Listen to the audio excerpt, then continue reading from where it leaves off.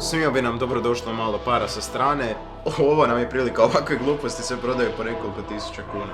Ja, kom ćemo to prodat?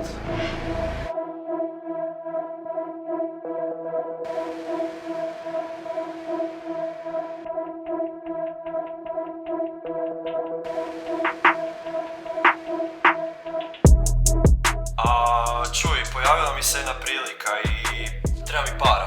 A, kakva prilika? Samo ću ti reći da nije baš legalno.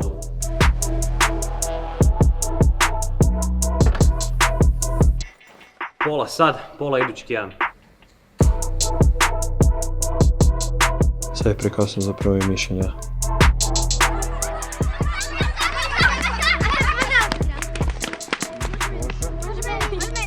Mali, pazi me se. I to dobro. Ne treba ti to stvarno, mislim, kužiš, još uvijek možeš odustati od sveg toga.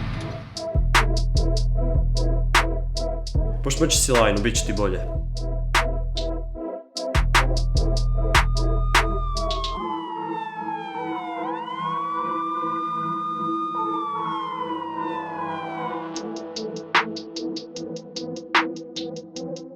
€100 bude dosta.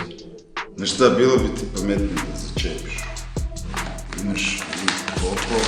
1,1 promila alkohola u krvi. Sam sam se ovo uvalio, sam ću se izvući. Kakvi hladni. Imam sponsor, imam plaću. Ne mogu ja sad to sve riskirati zbog tam nekog narkomana s kojim sam se prije družio. Ni ne znam šta si se uvalio. Momci, rogajte!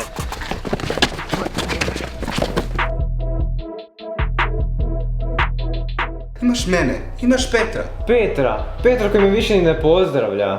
Daj, idi više. Oni su ti pravi prijatelji.